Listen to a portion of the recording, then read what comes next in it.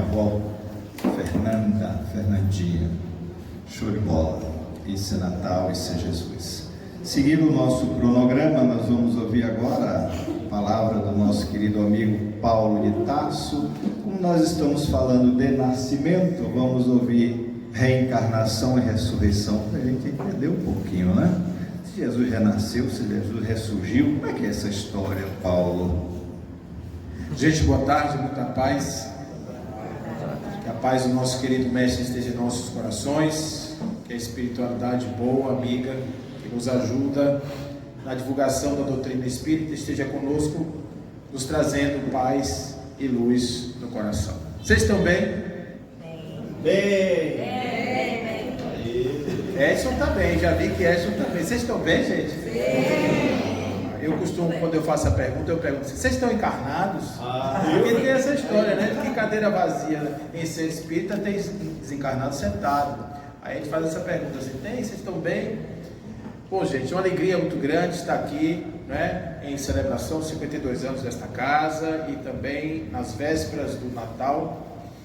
Conforme assim foi anunciado, Jesus nasceu. Mas houve um fato na vida dele que todos também sabem. Alguns anos depois do seu nascimento, 30 e alguma coisa, uns dizem 30, outros dizem 33, outros dizem mais anos, né? Vai depender muito aí de uma cronologia histórica. Mas ele morreu, ele foi crucificado, vocês sabem, teve aquela crucificação. 3 dias depois ele reaparece e ele vai então começar um périplo na terra, se anunciando aos seus discípulos, se apresentando aos seus discípulos, e a pergunta que não quer calar: o que aconteceu com Jesus? Jesus ressuscitou, Jesus renasceu, o que seria isso? De onde vem a reencarnação? E aí eu vou, como estou aqui numa condição extremamente injusta, porque eu estou imprensado entre Fernanda Cardial e Robson Ferreira. Pense assim, gente, o que eu tenho para dizer aqui hoje? Eu só tenho que pedir desculpa, né, de estar aqui no meio dos dois. Mas eu vou falar sobre esses dois assuntos, trazendo a perspectiva que Fernanda trouxe muito bem, que é a questão do Natal em nossos corações e a perspectiva de nós vivermos aquilo que foi a mensagem do Cristo. A pergunta que o apóstolo Paulo, eu chamo ele de apóstolo porque ele foi um seguidor, né, de Jesus, que se munido de todo o ensinamento de Jesus, ele trouxe para a vida dele. Ele dizia uma frase interessante, que ele falava assim: aquilo que eu não quero é o que eu mais consigo fazer, e aquilo que eu desejo, esse daí eu não consigo fazer. A pergunta que Paulo vai nos fazer é: por que nós não conseguimos fazer aquilo que a gente sabe que a gente deveria fazer? Se eu sei que a vida é imortal, né? Que o espírito é imortal, se eu sei que de repente eu terei reencarnações, se eu sei que eu sou legatário de mim mesmo, se eu sei que tem uma série de coisas que dependem do que eu faço hoje, a minha pergunta é: por que eu hoje ainda me dou um lugar, um espaço para fazer coisas que eu não deveria fazer mais? Porque a história que Fernanda nos contou aqui tem 2000 anos, 2000 anos. E em 2000 anos, será que nós ainda não entendemos por que é que a gente não consegue fazer o que a gente deveria fazer? Porque Jesus veio e prendeu no mural: olha, isso aqui é o caminho, isso aqui é a verdade, isso aqui é a vida. E eu vou apresentar essa verdade para vocês, e essa verdade vos libertará. Olha o que Jesus prometeu. Eu vou apresentar aqui para vocês. Se Jesus fosse um palestrante, ele ia trazer uma apresentação em PowerPoint e ia dizer assim: isso aqui é a verdade, isso aqui é a vida, e se você prestar atenção nisso aqui, isso aqui te liberta. Aí você diz assim: liberta de quê? Porque quando Jesus apresentava a noção de liberdade para os doutores da lei, eles diziam: não, nós somos livres porque nós temos a lei, nós temos o nosso Deus, nós temos os nossos antepassados, os profetas, nós somos donos da nossa verdade. E quando a gente vê a nossa realidade hoje, a gente percebe que nós somos, sim, nós somos servos da vontade. nós somos dependentes da vontade. Buda dizia que todo homem sofre. A humanidade é sofrimento. Mas por que todo homem sofre? Porque se apega ao que não é seu. Tem a ilusão da impermanência. E a ilusão da impermanência causa sofrimento. Você é rico hoje, pobre amanhã, vai sofrer lembrando do tempo que era rico. O sujeito tem uma relação marital, uma relação amorosa hoje com uma pessoa, amanhã não tem mais, aí fica imaginando como era possuir aquela outra pessoa do jeito que ela imaginava e aí sofre. A gente pega um pet, um cachorrozinho, um gato, um animalzinho tão bonitinho, bota dentro de casa, se apega e ele morre.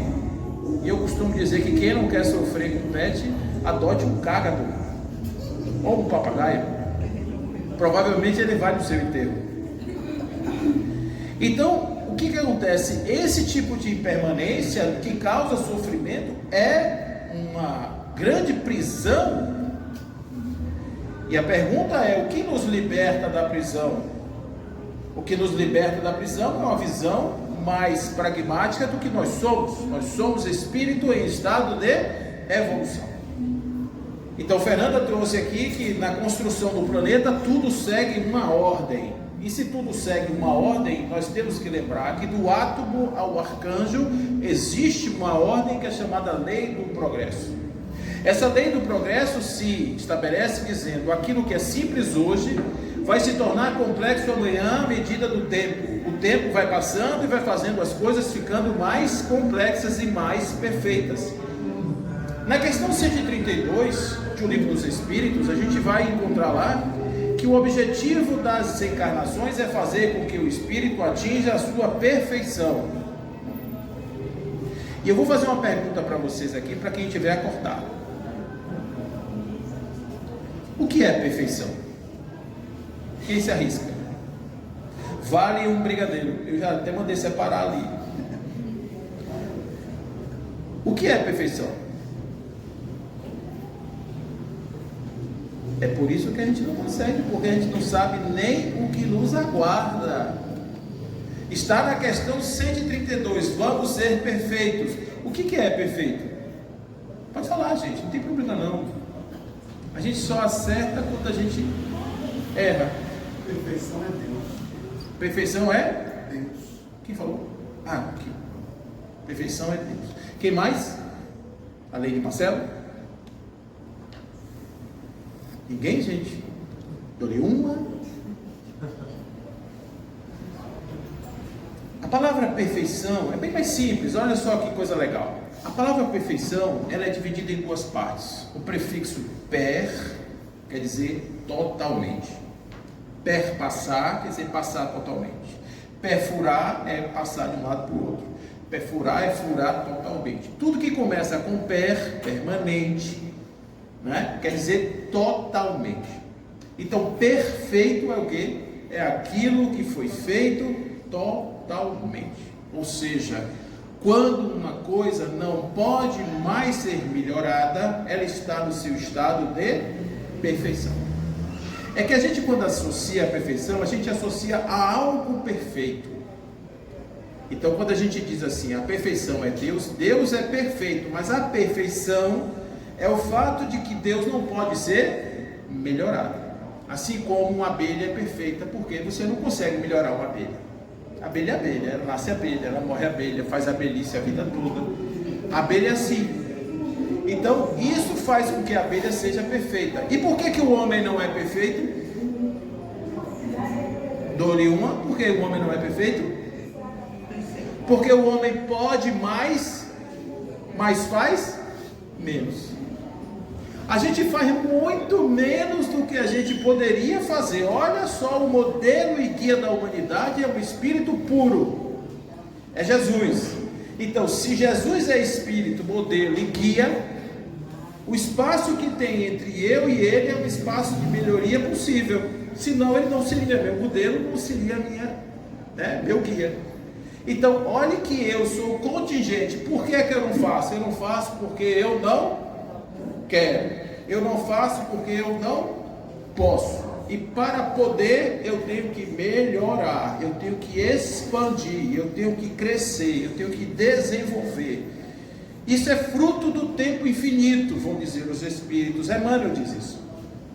Agora, nós precisamos evoluir, e para evoluir a gente precisa de um processo. E no processo nós temos a vida de encarnado e o momento da desencarnação, ou o momento em que estamos desencarnados, os estados do espírito. O espírito pode estar encarnado em estado de intermissão ou estado de erraticidade e estar na condição do espírito puro.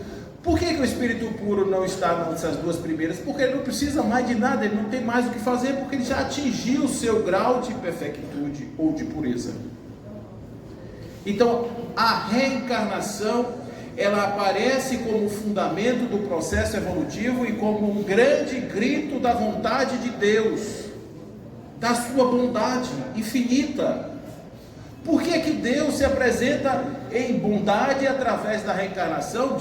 Lázaro diz que a reencarnação é a segunda palavra do alfabeto divino. Porque antigamente, você foi bom, você ia para o céu, você foi ruim, você ia para onde? Não vi, inferno, não vi, inferno, pronto, ia para o inferno e ficava lá o resto da existência. Aí você diz assim, não é assim, você vai para onde sua consciência te manda, e você tem a oportunidade de voltar, e voltar, e voltar, e refazer, e refazer, e refazer. Muitas vezes Allan Kardec usa o exemplo de dois empresários. Imagine que você tem um que pegou um funcionário que não fez o serviço, mandou embora e disse, você saia daqui da empresa e não volte nunca mais. Aí a pessoa ficou lá desempregada no resto da vida, se acabou todo, nunca mais conseguiu trabalhar. O outro chama o empregado e diz assim, você errou. Veja bem onde você errou disso aqui. Eu vou te dar uma chance de começar de novo. Eu vou te dar uma chance para você se reintegrar no serviço, para que você possa melhorar. Qual dos dois foi mais humano? O primeiro ou o segundo? O segundo, claro. Porque a reencarnação, ela nos oportuniza voltarmos para repetir experiências que foram mal sucedidas. A reencarnação nos volta para que nos oportuniza que nós voltemos para ter a oportunidade de termos uma outra dimensão evolutiva, vivemos uma outra experiência, por exemplo. Então, a reencarnação vai nos dar a condição de mudarmos o cenário da existência e vivermos de outra forma. Eu hoje sou Paulo, amanhã eu posso ser Maria, posso ser um chinês, posso ser um japonês, posso ser um africano. Não importa, eu posso ser amarelo, posso ser cinza, posso ser vermelho. Isso não muda a minha condição espiritual, apenas me oportuniza estágios diferentes de evolução, porque eu estou em lugares diferentes. Se eu não tivesse a reencarnação, o que ia acontecer? Se Paulo, a pessoa de Paulo, não tivesse a sorte de encontrar espiritismo, não tivesse a oportunidade de encontrar pai e mãe, que pudesse nos orientar, que pudesse fazer, etc., valores novos na minha cabeça, e as circunstâncias que me oportunizassem de repente viver uma vida aventurosa, eu teria uma vida desregrada e depois nunca mais nenhuma oportunidade. Mas eu estou errando aqui hoje, não estou errando porque sou mau, eu estou errando porque sou ignorante. Então o grande papel nosso é reconhecer que o nosso erro não é a maldade intrínseca do coração do homem, porque não existe maldade no espírito, existe ignorância. Nós somos assim porque somos ignorantes. Então o que a reencarnação faz? Faz com que eu volte a viver outra oportunidade e amplie a minha consciência, e com isso eu deixe de ser ignorante, saia do estado de ignorante para o estado de lucidez, expansão de consciência. Mas aí o povo diz assim, eu tenho um amigo meu que ele é católico, e ele fala assim, Paulo, a gente combina em quase tudo, só não combina numa coisa, a gente não acredita na reencarnação. Aí um dia eu perguntei para ele assim, vem cá irmão, seu Mateus não tem 17 não? Não tem capítulo 17 do seu Mateus? Porque está lá. Do versículo 1, salvo engano, ao 34 ou 38, tem uma história que você precisa conhecer. E que história é essa? A história é o seguinte, E essa história é engraçada, porque eu tenho uma irmã, Robson até conheceu ela, a gente estava com ela agora, que ela se mete em umas frias assim incríveis. E ela foi para a casa da vizinha, a vizinha evangélica, ela foi para a casa da vizinha participar de um culto. E quando chega lá, a vizinha virou assim para ela e falou assim: ô Carmen, onde é que na Bíblia está dizendo que tem reencarnação? Aí ela chegou e disse: espera aí, você me dá um minuto? Aí pegou, saiu, o telefone ligou para quem? Para ali. Aí disse assim: ô Tássio, ela me chama de Tássio, onde é que na Bíblia tem a reencarnação? Aí eu perguntei para ela assim: você quer isso de forma explícita ou você quer isso de forma implícita? Porque se você quiser de forma implícita, eu vou te falar de Nicodemos. É preciso nascer na água e do Espírito. Aí eu vou ter que te explicar o que é Espírito, vou te explicar o que é água, qual a simbologia disso, etc. Então você vai ter um pouco mais de trabalho para convencer seus amigos. Agora, se você quiser explícito, para você não ter nenhuma dúvida, você pega Mateus e eu vou te contar a história do Monte Tabor. No Monte Tabor estão 3 discípulos de Jesus: Pedro, João e Tiago, os 3 que andavam com ele. E ele está encontrando com 2 outros amigos. Quem são? Quiz evangélico aqui agora. Quem são? Moisés e Elias. Opa! Nada como ter um bom aluno aqui na turma, né? Aí o professor Marcelo. Moisés e Elias. E qual que era a característica de Moisés e Elias? O que acontecia com Moisés e Elias naquele momento? Eles estavam como? Eles eram espíritos, porque eles tinham desencarnado. Gente, só para vocês saberem, Moisés já tinha morrido 1.300 anos mais ou menos. Elias tinha uns 800 anos de morto. Ali tinham 2 espíritos e um encarnado, porque Jesus estava encarnado. E eles estavam conversando, e os discípulos, além de dormir, claro, eles dormiram muito, eles eram muito preguiçosos. Quando eles acordaram, eles viram os 3 e viraram para Jesus e disseram: o senhor quer que nós construamos cabaninhas para os seus amigos, para eles passarem a noite com a gente? Aí Jesus disse: não, eles já vão embora. Aí veio uma nuvem, olha uma nuvem, que o povo diz que é disco voador, mas veio uma nuvem e levou os 2. Levou os 2. E aí Jesus desceu, ele tinha mudado inclusive a roupa, ficou com a roupa bem bonita. Dizem que ele transfigurou, ele mudou de forma. Quando Jesus vai descendo, um deles, que era Pedro, faz uma perversidade com Jesus. Porque os profetas diziam que primeiro viria o Elias, para depois vir o Messias. Jesus já tinha dito que João Batista era o Elias que haveria de vir.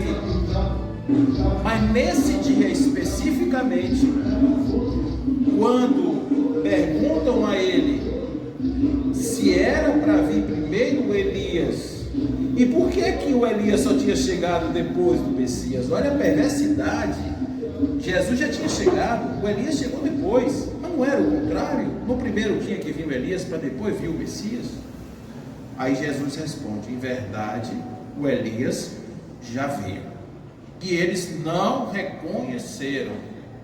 E Mateus, não satisfeito, ainda bota assim: e todos entenderam que ele estava falando de João Batista. E vocês vão lembrar também, que vocês são bons estudiosos do Evangelho, de que João Batista era filho de Isabel e que ele era 6 meses mais velho do que Jesus, porque quando Maria se viu grávida, foi para a casa de Isabel que ela foi.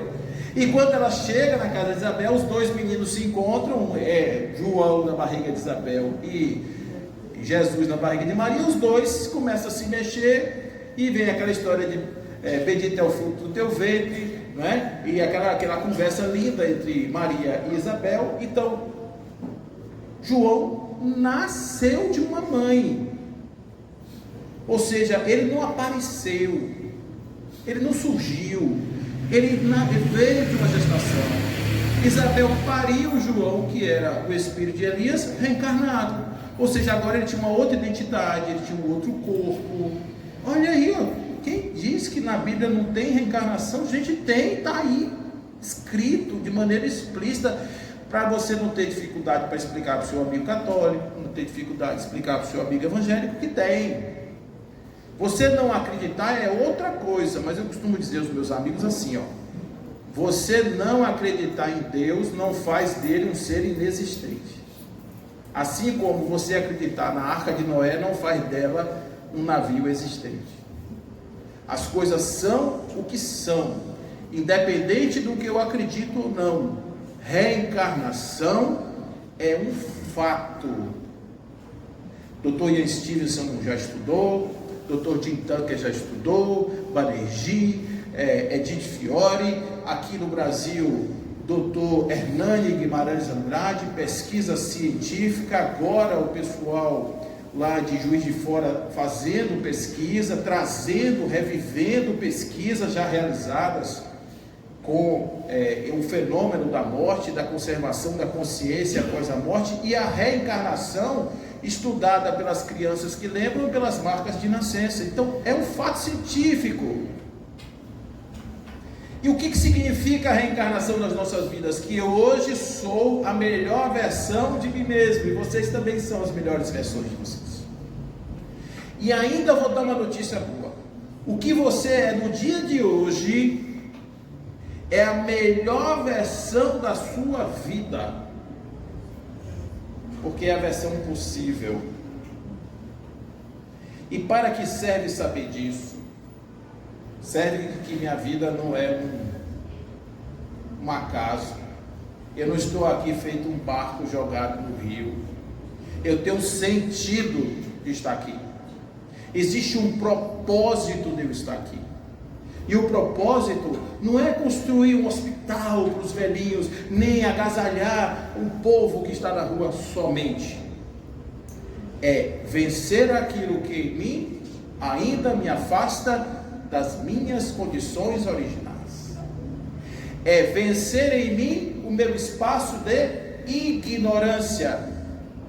Então hoje nós temos informação, nós temos a doutrina espírita, nós temos o cristianismo, nós temos todas as religiões apontando para um futuro glorioso para a humanidade. E qual é o meu papel? O meu papel não é olhar para fora para ver se o vizinho já se transformou, não é olhar para o mundo para saber se o mundo transitou para um mundo de provas e expiações, para um mundo de regeneração. Não é olhar para fora, é olhar para... Vocês estão com medo de dizer? Para dentro. E olhar para dentro significa ter coragem de se olhar amorosamente e dizer a si mesmo: o que eu preciso fazer para ser um pouco mais daquilo que eu deveria ser? O que está faltando para que eu consiga conquistar um espaço de mim mesmo, de algo que é uma potência, um potencial meu que eu não consegui usar ainda? Isso não tem nada a ver com sapiência, com livros, com a ciência. Isso tem a ver com o querer. Isso tem a ver com uma vontade. Isso tem a ver com o espírito de você se olhar sem nenhum tipo de vaidade. Porque o que atrapalha é vaidade. Eu já sou perfeito. O outro é que está errado. O outro é que precisa mudar. Eu não preciso mudar nada. Esse tipo de conduta nos engessa.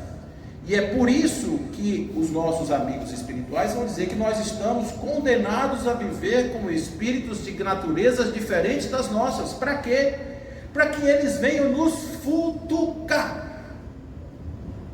Eles venham futucar a gente para que a gente saia desse lugar de conforto. Essa é a função de um estrupício em sua vida. Você acha que estrupício é ruim? Eu vou lhe dar 2 exemplos. Eu vou fazer aqui um exame e vocês vão agora se transportar, vocês vão para... Vocês conhecem a praia ali do Porto da Barra, ali na Barra, né? Então, ali tem uma prova tradicional que é a Travessia Mar Grande Salvador. E agora todos vocês vão fazer essa travessia. Eu aposto que vocês vão conseguir. E vou oferecer para vocês 2 professores. Os 2 professores são especialistas nessa prova. E aí você vai escolher o professor que você quer. O primeiro professor, ele chama Facílimo de Jesus. Ele também é conhecido como Facilíssimo de Jesus. Facilíssimo é assim: você chega no primeiro dia de aula e diz assim: professor Facilíssimo, eu vim aqui porque eu vou fazer a travessia Mar Grande Salvador. E ele diz assim para você: então hoje você vai ficar sentado nessa cadeira e vai respirar. Aí você diz assim: mas eu vou respirar como? Respire como você respira normalmente, não tem nenhuma técnica não. Você senta porque você está cansado. E aí eu vou botar você para respirar, porque quando você respirar, você vai ficar menos cansado e você pode ir embora para casa depois de respirar. Aí você senta na cadeira, respira, 5 minutos depois, Facilíssimo bate no seu ombro e você pode ir embora para casa. Aí você volta no outro dia e Facilíssimo olha para você e diz assim: agora é o seguinte, agora você vai treinar olhar o mar. Você só vai olhar o mar. Mas é só olhar o mar. E vou ver o que? O que você quiser ver. Porque olhar é seu, você olha o que quiser. Então você pega, senta nessa cadeira, hoje eu trouxe uma poltrona para você ficar mais confortável, e você fica olhando o mar. Aí você vai embora para casa. No terceiro dia, Facilíssimo diz: e a aula hoje, professor? Estou doido para treinar esse negócio. Ele diz: hoje é o dia de lavar os pés. Você entra na água e lava os pés. E assim Facilíssimo vai treinando os seus alunos. Já o outro é Dificílimo de Souza. Dificílimo de Souza é o seguinte: você chega lá no primeiro dia, cansado, esbaforido, diz: bora dentro da água. 300 metros hoje, ir voltando sem respirar. Vai, cabeça baixa, ensina a respirar, vai tomar uma pedrada na cabeça. Aí o cara ficou olhando assim para Dificílimo e ele disse: difícil, vai. E aí 300 metros depois voltou, e aí como é agora, mais 500, por favor, vá lá, agora, volta, 10 abdominais, e a pessoa vai se acabando, e vai para casa. No outro dia volta, hoje é 1 quilômetro, agora tal. Aí eu pergunto a você: você vai nadar 14 quilômetros dentro do oceano. Qual dos dois professores você acha que vai conseguir te habilitar a fazer essa travessia? Facilíssimo ou dificilíssimo ou dificílimo? Dificílimo. E por que a gente quer contratar Facilíssimo? A prova é sair da ignorância à luz. E vocês querem fazer isso com um professor que bota você lavando o pé, respirando e vendo o que todo mundo está vendo? É preciso que você veja o que ninguém está vendo. É preciso que você explore suas faculdades, que você desenvolva seu potencial físico, mental, intelectual, espiritual. E como é que vai fazer isso se não tiver uma pessoa do seu lado te lembrando? Hoje não, hoje você não vai, porque eu não vou deixar. E fica puxando, e você fazendo esforço para você sair daquela. E é assim que a gente vai desenvolvendo, vai adquirindo habilidades necessárias para o nosso processo. Então não reclama do professor que a gente contratou, porque quando a gente veio aqui, nós tivemos um vislumbre do que nós seríamos. Abriu-se uma janela no mundo espiritual, e aí a gente olhou, e quem é esse ser que somos nós? É um ser perfeito. O ser perfeito é um ser que vibra na energia de Deus, é um ser que é amor o tempo inteiro, é um ser que é a vida plena, é um ser que consegue ser aquilo sem vontade. Ele é porque a sua natureza, ele é como o sol, ele é como a luz, ele é como a chuva, que cai, molha tudo, porque a natureza da chuva é molhar, a natureza do sol é iluminar. Esse espírito que é puro, ele age em pureza pela sua própria essência, ele não tem o querer você assim, você assar. Por isso que para esses espíritos não existe essa diferença de bem e mal, porque ele não concebe o mal, não passa na hipótese absolutamente o mal, porque ele já está num nível de abstração tão grande que ele não tem mais essa dicotomia na sua vida, e é por isso que ele não sofre o que sofre uma pessoa que vive presa nesse embate do bem e do mal. Então ele está acima disso. Aí você abre uma janela e diz: quem é aquele lá na frente? É você, no futuro. Nossa, que alegria! Como é que eu faço isso? Tem dois professores, Facilíssimo e Dificilíssimo. Qual dos dois você quer? Aí ele é Dificilíssimo, porque esse Facilíssimo, ele é um bobão que não vai fazer nada. Eu quero o Dificilíssimo. Aí quando o Dificilíssimo chega: mas professor, você é muito danado, hein? Meu pai dizia assim: eu acho que eu joguei pedra na cruz. Era Dificilíssimo na vida dele. Então a gente tem que começar a pensar, sair desse estágio da criança que quer ser acarinhada, que quer ser tratada como se fosse assim um bibelozinho, e a gente tem que ver que o potencial do espírito está imenso. E nós chegamos aqui, viemos aqui para brilhar. Olha que diferente. Nós não viemos aqui para sofrer, nós viemos aqui para brilhar. brilhe a vossa luz, dizia Jesus. Seja o sal da terra, vós sois a luz do mundo, vós sois o sal da terra. É um afirmativo. Para quê? Para que a gente acredite nisso, para que a gente saia dessa condição. E aí onde é que aparece o tal da ressurreição? Paulo, você acredita na ressurreição? É claro que sim. Aí você vai dizer, mas a ressurreição, conforme Kardec vai dizer, é uma derrogação da lei natural. Por quê? Porque se você vê uma pessoa que foi cremada, que está dentro da urna, que foi o pó foi jogado no rio, e você vai dizer, como é que esse pó que está dentro do rio vai voltar a ser uma pessoa? Mas não é dessa ressurreição que nós estamos falando. A ressurreição significa o sujeito, o próprio sujeito, na essência do próprio sujeito, renascer para uma vida nova. E nós ressuscitamos todos os dias. Quando você dormiu, o dormir é como uma morte, porque você encerrou um ciclo de um dia, entrou num estado cataléptico, você entrou no estado de dormência, vai ter vislumbres, vai ter desdobramento, vai estar mais no campo espiritual do que no campo físico, porque você sai do corpo quando está dormindo, e no dia seguinte você volta, e você volta para viver uma vida nova. Ela só é igual porque você quer. Quer ver uma pergunta que eu vou fazer para vocês aqui? Se amanhã de manhã, amanhã é domingo, bom dia para fazer isso. Se amanhã de manhã você quiser acordar e dizer assim, vou perdoar incondicionalmente todas as pessoas, vou amar sem limites, vou me entregar ao mundo para ser a essência do Cristo na caridade. Eu vou te perguntar, quem te impede de fazer isso? Alguém? Alguma lei? Algum profeta? Não. Então, se você quer pensar no sentido da sua vida, olhe para você e diga assim, o quanto em mim ainda existe de espaço de melhoria, porque o meu referencial é Jesus, o meu referencial é ser perfeito, como perfeito é o Pai Celestial.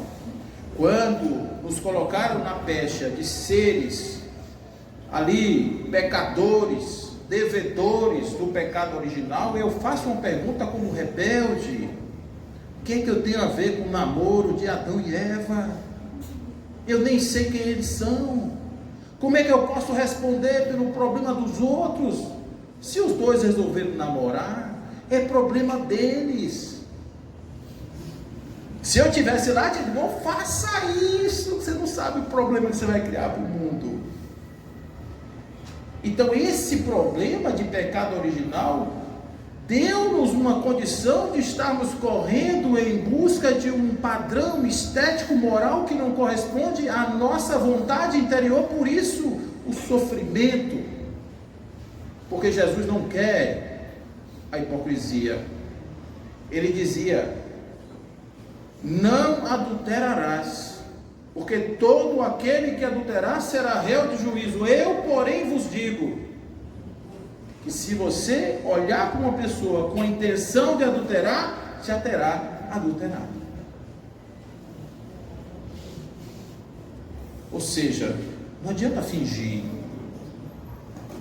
tem que ser de verdade. E para isso, Deus criou o mecanismo da evolução do tempo. Hoje, nós estamos, esses personagens, vivendo historinhas, e aí tem estrupício, tem o mal amanhado, tem o atrapalhador, tem o obsessor, tudo professor que a gente contratou para nos despertar. Quando a gente começa a tomar consciência disso, esses professores vão se afastando, porque a lição deles acabou. E o nível vai subindo, as exigências são maiores. Isso é o lindo na evolução. E é por isso que nós estamos matriculados na escolinha de Deus. O sentido da vida é esse, é buscar propósito. Por isso o Espiritismo é claro em trazer o objetivo da reencarnação como processo da evolução, como parte ou como mecanismo da nossa evolução. E a ressurreição é o direito de nascer. Quem lembra dessa novela aqui? O direito de nascer. É o direito de nascer. É Paulo, de verdade, que chega na porta de Damasco e diz: basta! Basta de viver sob a égide de uma lei que me cega os olhos e que me manda perseguir inocentes. Basta de viver sob a ignorância, o manto da ignorância que me manda acreditar em embustes, em propostas, em quimeras. Eu quero a verdade, eu quero ser livre. Por isso, este homem, este carpinteiro pobre, que se apresenta para mim na forma de uma luz, eu digo a ele: Senhor, o que queres tu que eu faça? Isso é rendição, isso é basta, isso é livre-arbítrio e isso é discernimento, porque esse homem dizia: morro todos os dias, mas quem vive em mim não sou mais eu, mas o Cristo que vive em mim. Paulo ressuscitava todos os dias, quando ele tirava da sua expressão parte de Paulo e deixava renascer dentro dele uma expressão do Cristo que para ele representava o seu modelo de perfeição, o seu modelo do vir a ser, o seu desejo, a sua escala evolutiva. É bonito isso, gente, da gente ver que o ser humano pode sair do ocaso à luz pela vontade. Gandhi caiu numa estação do trem e se levantou para salvar 1 bilhão de pessoas.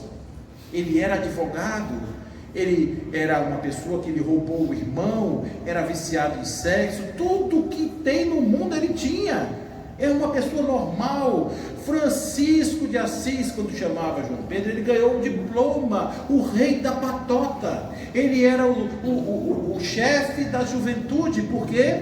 Porque ele era o mais animado de todos. Ele era o filho do papai, que era assim, sabe? Pensa, um garoto que gostava do reggae, era esse tal desse João Pedro, que depois virou Francisco. E Francisco disse: basta dessa vida de regalias, basta de jogar fora os meus dias, quando eu sei que eu tenho um propósito muito maior, que é o propósito que me guia na essência do meu espírito, na direção da minha realização.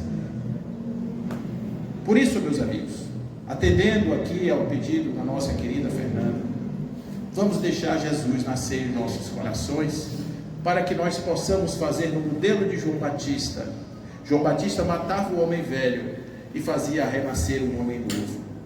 Que seja o renascimento do Cristo, ou o nascimento do Cristo, e o renascimento de cada um de nós.